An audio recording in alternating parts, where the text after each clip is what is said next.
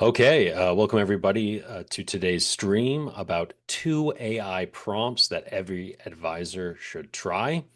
Advisors, like everybody, have been hearing about AI everywhere, but the big challenge remains how do you actually use it? And today I am joined once again by Sean Bailey, editor-in-chief at Horsesmouth, who's going to be sharing with us two simple AI prompts that every advisor should give a try. So whether you've been curious about AI, you're just looking for a way to get started practically, this session is going to show you how to do it easily. So this conversation also is going to preview our upcoming workshop, which is the AI-powered financial advisor workshop, which starts later this month. I'll put a link where you can go and learn more about that on screen now. But so Sean, in our last stream, we talked big picture. We shared some survey results about advisor AI use. But today we're going to go a little bit deeper. And share some prompts. So why are prompts such an important piece of using AI effectively for advisors? Yeah, thanks, Doug. Yeah, because last week we were talking about sort of our survey shows, other surveys show more uptake among financial advisors and sort of people in the business world in general. We know ChatGPT says they have 700 million, I think, daily users, certainly weekly users. But here's the thing. Um, People are using the tools. Our surveys show this, other surveys show it, but their ability to use them well is still not really happening too much. Our own survey showed our power users, advisors who use AI daily, that is doubled. I believe it's around 24% now, which is good. But we have a massive middle, I think around 54%, who use it weekly, monthly, every now and then, which tells me that they still don't really, have a handle on how to use it. Because if they knew how to use it well, and it doesn't take that much, prompts what we're going to talk about here in a minute, you would be using it all the time. And then we get 20% on the sidelines still who are, just haven't stepped up yet. They're in a wait and see mode, whatever the case may be. So your question about, the importance of prompts, I think relates to the 54% of those advisors who are using it in a very shallow way. It's probably because they don't understand how to, properly communicate with AI models to get the kind of amazing results that you can get. And the prompt is the way that this is done. So, we all got turned on to the internet when Google came along. It was this amazing search engine. And for years, people have been entering one or two words, or two or three words, I think is the average prompt, the average search term. Okay. And so when people started using AI, they kind of brought that search engine habit over to engaging the AI model. But these are answer engines, they're not search engines. It's an entirely different technology. And the prompt is the manner in which we communicate with the AI model. Some people refer to it as no-code coding. And what's so amazing about all this is that we can get these AI models like ChatGPT or Gemini or Claude to do amazing things when we can communicate with them. And that no-code coding of them is simply using the English language in a, sort of structured way, not very hard, especially once you learn it, to get these amazing results. And so that's why the prompts is a big focus of, all our programs, because they're the sort of key to use a famous ChatGPT word. It loves to say unlock the power, or I would prefer to say tap. To tap these models, you do it with the prompt. And so, that's what we're here to talk about. And you alluded to the prompting like you would search in Google being one of the roadblocks, that kind of mistake. Yep. Any other reasons why advisors tend to struggle with prompts before we get into Yeah, them? sure. There's still they still may, I think our survey showed that there's an increased number of people who are using 8 words or more in their prompt. But the truth is that these models uh, thrive on context. Context meaning you tell the AI, hey, what's going on?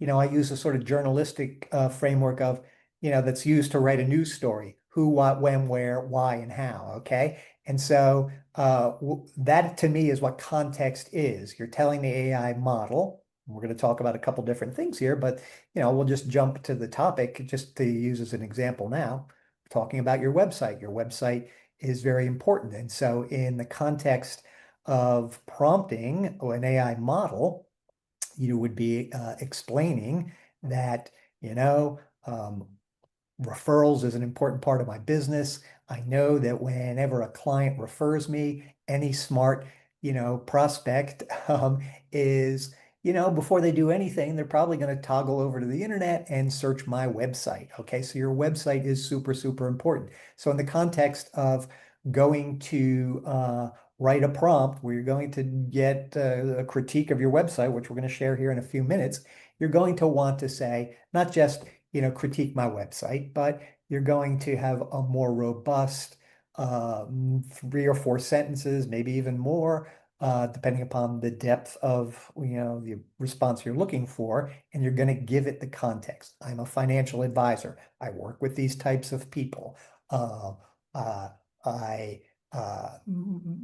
am wondering whether my website is optimized to give referrals who come to my website, the best first impression possible.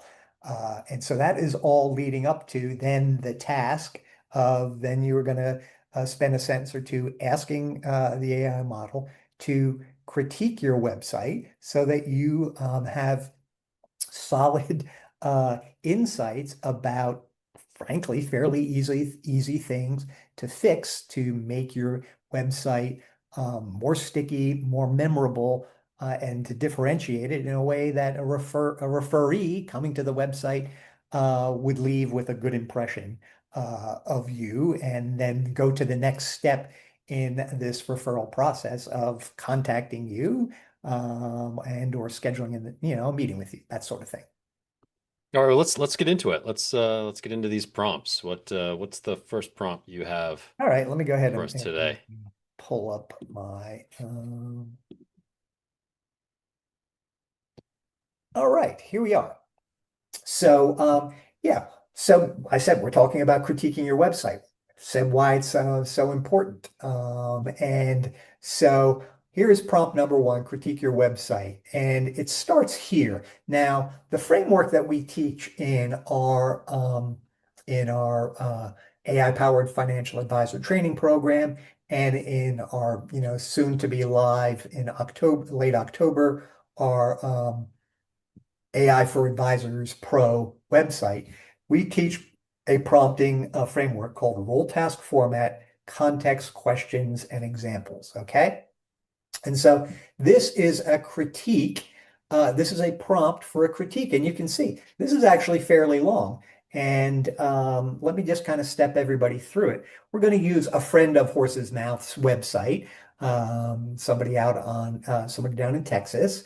And so we're going to get to that in a minute. But the role, so the prompt begins here because you need to tell the AI model how it's going to act as it goes about carrying out the task.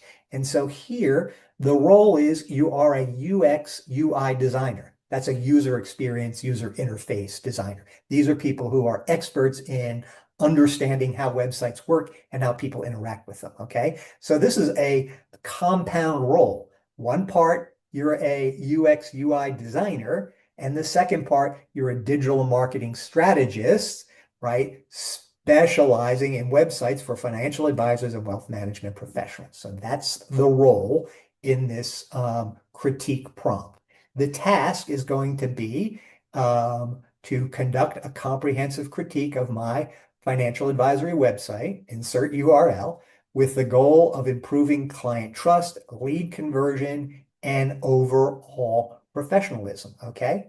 Then we give it the format. So the basic, for anybody just getting into this, the simplest prompting framework are the first three parts: role, task, and format. Who's the expert? what is the task you're asking the expert to carry out, and what is the format you want the answer to be in, the response, the thing that the AI model prints back to the screen. And so here with this prompt, um, we are saying, we want you to critique the website. And when you come back, you're going to give us a report. And the report is going to be broken down into sections. There are 6 of them listed here. The first section is going to be first impressions and credibility signals. And then it's going to answer a variety of questions about, does the site convey trust, expertise, professionalism, etc. The second one's going to be visual design and branding.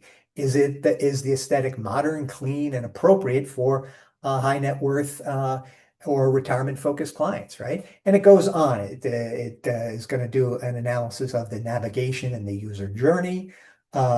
It's going to look at the value proposition and the marketing copy on the page, asking questions like, is the messaging really clear? Then it's going to look at lead generation and conversion tools. Are there things that you're offering on the website that's going to engage the visitor who, likely will share his or her email address with you in order to take advantage of some of the things that you're offering, including scheduling a consultation, right? And then the last section is a mobile and technical performance. How does this site, operate on mobile devices and so on and so forth. And then each one of those sections, the prompt goes on and says, for each one of those sections, we'll break it out in terms of strengths, weaknesses, and specific actionable recommendations. Now, before we're not even at the end of the prompt yet, but I just want to stop for a second and say this amount of professional information, uh, and analysis of your website is the kind of thing that a website consultant would do for a financial advisor as part of a multi-step process of overhauling your website or creating a brand new one if you're going from scratch, right? Um, and a full package like that could be $25,000, $30,000. This first piece, the analysis, could easily be $3,000 to $5,000 of expert advice. And you're getting it for the cost of um, using this prompt and paying your monthly, $20 a month fee for ChatGPT or Gemini or Claude. Okay. So now let's continue though, because a more advanced prompt is, like I was mentioning before, it's going to give the AI model some context. And in this context, we're saying, I'm a financial advisor targeting, and then you say who you're targeting, retirees, professionals, so on and so forth. My goal is to build trust online, increase inbound leads, and comply with industry regulations. So that's a fairly concise context. Other times, you may use portions of the prompt framework. Every prompt doesn't have to have every single element in it, but context is always important. And so if you were coming with a particular challenge, you might add a little more context, right? And then questions. Questions so important. This is an aspect of interacting with your AI models that many people totally miss. Okay. And that is you tell the AI, let me know if there's additional information. Ask me questions about this task so that you're collaborating with the AI model. You're giving it you're answering questions that it raises for itself as it goes through the reasoning process of analyzing your website. Okay, so that's critical. And then examples. We're not going to look at examples, but sometimes if you're asking the AI model to create something very specific for you, what you will do is you will attach an example to your prompt and say, hey, take a look at this example. Sometimes you can also ask it to go out and look at examples of good best-in-class advisor websites as well. Okay, so that is the prompt that we did for our friends at the Foundation Wealth Partners. All right, so let's have a look at what the results look like. Okay, so now I'm going to toggle over to my browser. I'm going to go right here. Let's go up here. How's that looking, Doug, at this point? It looks good. Looks good. Close that up. So I ran this prompt earlier this morning, and you can see here it is, right? We just went through long prompt, website critique, task, format, uh, all the other elements that we went through. Okay, so let's look at the let's look at the results. But before we do, I want to point out something. The AI models are getting better and better all the time. It's actually quite mind-blowing. And later this fall, I'm going to spend a little time talking about how um, how there was an article published in the Journal of Financial Planning that looked at 11 personal finance prompts by ChatGPT, and ChatGPT totally failed on all 11 of those prompts. Now, the academic article appeared a year ago this last spring for something that happened in, I think, March of 2023. It failed everything, right? Since then, ChatGPT and other AI models have been upgraded repeatedly. And we ran those 11 prompts again recently. And guess what? It absolutely crushed it every single time. What was the reason for that? It's a new type of large language model that is equipped with reasoning. And so you can see here, when we ask this AI model to go ahead and analyze our friend's website out there, the Foundation Wealth Partners, it thought for 4 minutes and 38 seconds, and it consulted 27 different sources before coming back with this analysis of our friends' websites. Okay, so let's just kind of quickly show everybody, the kinds of things it did. So first impression and credibility signals. It looked at issues around regulatory transparency. It wanted to be sure that the page was showing credentials, which it was doing a good job of, that there were links to the client portal. Okay. But then it started to look at some weaknesses as well. And so it said the home page buries its value. It's not, totally right up front like it should be. It raises some other questions about lacking, testimonials, which now are allowed. And so it makes some specific recommendations to rewrite the hero portion of the website. That's where, in essence, it's the sort of center of visual impact when somebody comes to a website. So it's recommending, a significant rewrite there. It's recommending unifying its compliance links site-wide. Okay.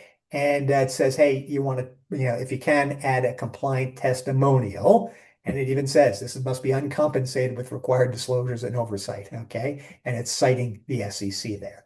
And then it goes on to visual design and branding, and it identifies the strengths. This is a good website, but it also, so it says clean, conventional, legible typography, that sort of thing. That's good. But then it says, well, you're using some stock images, kind of generic blocks of copy. It seems like you're mixing up your audiences. And so then it makes some specific recommendations about that as well. Establish a visual system that's more aligned with your niche. Replace the generic copy blocks. Split the brand architecture. If you truly serve 401k plan sponsors and households, either separate that into a microsite landing page or move it over under business. So, you're going to get very good detailed recommendations like that. Does that mean that they ought to do that? Well, they may have a particular good reason for not doing it, but I just want to demonstrate nonetheless the level of knowledge and insight that the AI model is bringing to the critique of the website. And I'm not going to go through all this, but just to show everybody, there's a whole section here. I'm looking at the navigation and the user journey. It says there's no clear place for start here. And then it makes, 3 or 4 other recommendations. Then it looks at the copy and the value proposition. It identifies strengths, but it also identifies weaknesses. Again, makes 4 different recommendations there. Then it looks at lead generation and the conversion tools, same sort of thing, identifies the strengths, identifies the weaknesses, makes recommendations. The mobile website aspect, again, strengths, weaknesses, and recommendations. Then it comes back with a 30-day actionable roadmap on, all right, here's some things that you can start doing in the next 30 days that are fairly easy to start to, and boost the quality of your website. And then it even goes on and makes some additional recommendations to do in the next 60 days and even go on right for 90 days in terms of different types of things you can do to make your website better. So, and then it even asks some more questions. And so the point is, you then can have a particular follow-up conversation with the AI model as it completes its analysis. So that was, one prompt, Doug. So yeah, what are your thoughts on that? I mean, it's just incredible to me the depth that it goes into. And like you were mentioning, this is something you would have paid a consultant a considerable amount of money to provide for you. Yeah, And now right. it's kind of fingertip access. Yep. So, and I would just say, run this prompt for yourself for your own website. And if you want to see the value right away. Um, Yep. Yep. Definitely. All right, so we should go on to the second one. yes, yep, let's get on to the second prompt. All right, let me get over here back to my Word doc. So the second prompt, websites, is our topic today. And so we know, going back to the top of the hour when I was talking about, hey, look, one of your clients refers you or is in the process of developing a referral to you. Your client mentions your name and the name of your firm. Somebody's going to go, before they take any actions, someone's going to go to the website, they're going to check you out. And when they check out your website, one of the first things they're likely going to be clicking on is your about page, right? And so we really want to be sure, and that's probably really, if you're doing an overhaul or a major critique of your website, digging into all the pages and getting, very layered and detailed critiques, which are easy to do, because right, the critique we just ran kind of gave a global analysis of your website. Now we're going to pick one little tranche of your website and see what we can do to make that better. We know the about page is highly visited, so let's look at that. And so the prompt here, again, is you're a website designer and copywriter who specializes in working with financial advisors. You will complete a critique on the clarity of my about page using these guidelines, these questions as guidelines. You insert the website. Is the language on this page clear and easy to understand for my target audience? And which parts of the content are too complex and jargon heavy? All right, this is a fairly simple um, response, a fairly simple prompt. It just will kind of pretty much role and task. Didn't even get into format because that ChatGPT can infer that as well. So using again our friends at Foundation Wealth Partners, let's take a look at what ChatGPT had to say about their about page, which I ran these prompts about an hour ago. So, and you can see, just to bring everybody in, your website designer and copywriter, there's the link. And then the two questions, is the language on this page clear and easy to understand? Which parts of the content are too complex? And so here's ChatGPT, comes back with clarity and readability for your target audience. It mentions what's working, right? There are some value-driven headlines like experience, guidance, client-centric attention. Good. Client-centered tone, phrases like you are never just another account number to us, and we know your name, understand your unique goals. Great stuff. ChatGPT is acknowledging that, right? Plain spoken assurance of independence, really, really important. But then it hits on some weaknesses impacting the readability. It says sentences remain dense and abstract, and then gives an example. Our firm offers clients the wisdom of accumulated knowledge and the fresh eyes of a new generation, complementary viewpoints that create a blended perspective on an ever-changing financial landscape. Uh, and it says this is conceptually rich. It is conceptually rich. I do like the intentions here, but may lose the readers who want more tangible benefits quickly. Okay, interesting point. And then it also mentions frequent corporate speak and buzzwords dilute the impact. And then it points out impartial financial advice, innovative strategies executed at a high level, creative ideas designed to manage risk, seek increased returns, all convey meaning, but are generic and could be streamlined. Okay. And again, then you could look at this language and have a more in-depth conversation with ChatGPT, since we have invoked its expertise in copywriting, and you could look at those examples and drill down and get some better drafts of some language for you to consider. And on the second area of the critique, again, we're getting into dense constructs and abstract phrases. These are the kinds of things that kill visitors to financial advisors' websites. And so we won't go through all of it, but just suffice to say that it is putting its finger on on some things that may be evocative but also vague, maybe in metaphors that don't clarify exactly what you're trying to achieve. And again, now you're really getting, really excellent advice on how to change some sentences on your website that are likely to have a greater impact on any referral who's coming there to check you out. And so then the critique goes on and with some very specific recommendations. Simplify the sentence structure. It gives some before and afters. Replace the generic buzzword with real client benefits. You want to dimensionalize your benefits. You really want to be able to people to be able to see in their own mind what working with you is going to be like very specifically in my own life or in the life of my family. So it's saying get rid of the buzzwords, focus on real benefits. Then it says use concrete examples or specifics and give some details there. Break long paragraphs into digestible bullet points. Very important in terms of website copy and readability. Uh, Elevate emotional connection with a narrative voice. It says, and that gives some very specific recommendations.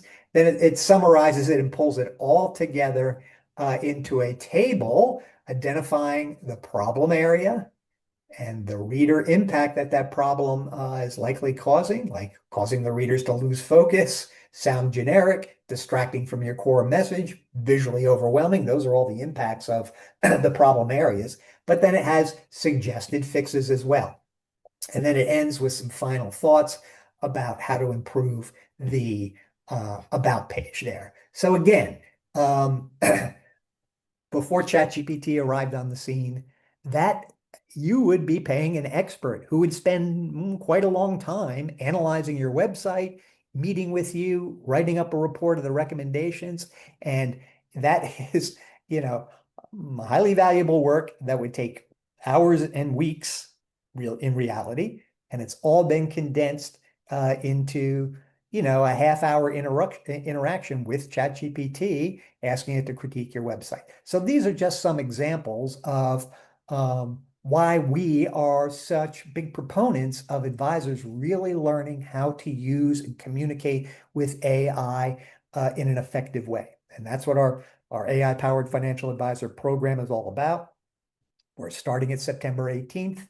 It's 2 hours each session. It's 4 sessions over 4 weeks, 2 hours each session. We're going to take you through learning how to write great prompts. And then we're going to get into applying them with your client engagement, with your marketing, and how to pull all this together. And then anybody who's in the program is also going to become a member of our new website, AI for Advisors Pro. So yeah, so that's what's going on, Doug. Yeah, great. I mean, I think that just about does it. I highly recommend again that you guys, give it a try. Use those two prompts Sean overviewed for your own website, your own about page, and have see the Yeah. proof. See the proof before you of the value that you can get Yep. there. Yep. So, okay, Sean, thank you so much again for sharing those two prompts.